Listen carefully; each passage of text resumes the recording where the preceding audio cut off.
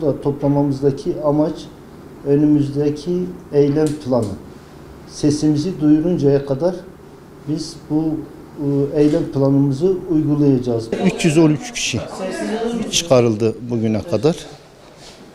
Şu an onlarla ilgili yasa süreç başlamış durumdadır.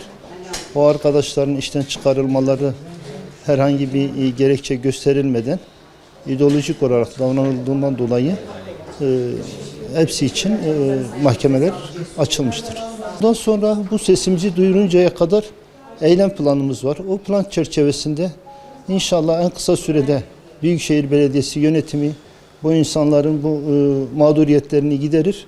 Hem biz rahatlamış oluruz hem kendileri rahatlamış olur. Eylem planımız bugünkü bu istişareden sonra çıkarılan arkadaşların adına biz birkaç arkadaşla kahvaltı programı düzenledik. Bundan sonra Demokrasi Meydanı'nda oturma eylemi, Büyükşehir Belediyesi'nin önünde oturma eylemi ve ona benzer planlarımız var bizim. Bizim çağrımız şudur, yani bu işten çıkardıkları insanlar hepsi bizim insanlarımızdır. Kayyum döneminde yapılan bütün projeler, 38 tane sosyal proje, bütün yollar, bütün işler hepsi bu insanlar tarafından yapıldı. Yani bunun biraz da ideolojik olarak bakılmaksızın bu insanların mağduriyetinin giderilmesi tarafıyız. Temennimiz de odur. Başka da bir isteğimiz olmaz onlardan zaten. HDP mağduruyum. İşten çıkarıldım. 5 yıl aşkın süredir çalışmaktaydım. Suçsuz, sebepsiz, gerekçe gösterilmeden ekmeğimize son verdiler. 5 yıl çalışmaktaydım. HDP belediyesiyle girdim. HDP ile girdim. HDP'den sonra kayyum atandı. Kayyumla beraber çalıştım.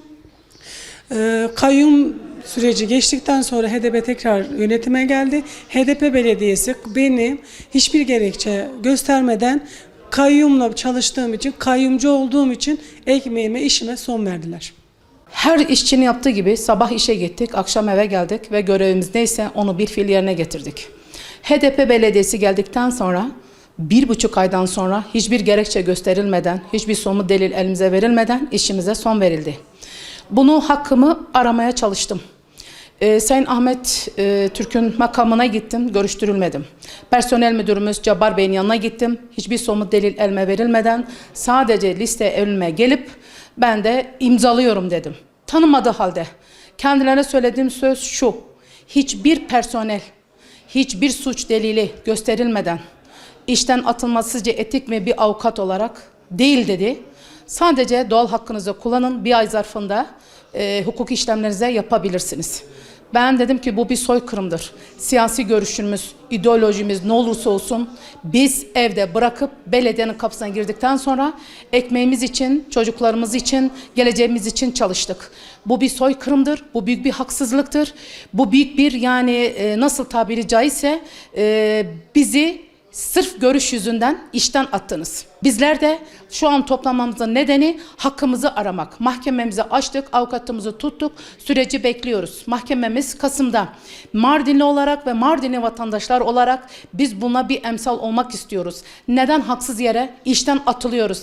Onların görüşü şu: biz yeni belediye geldiğinden sonra hiçbir mazluma, hiçbir işçiye, hiçbir vatandaşa, hiçbir kadına, hiçbir öksüze dokunmayacağız. İşlerini yaptığı takdirde işlerine son verilmeyeceğiz.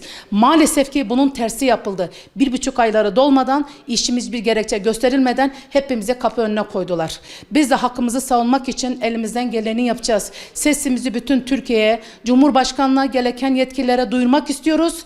Bizlerle bir olup tekrar işimize dönmek istiyoruz. Çünkü biz suçlu değiliz, hırsız değiliz.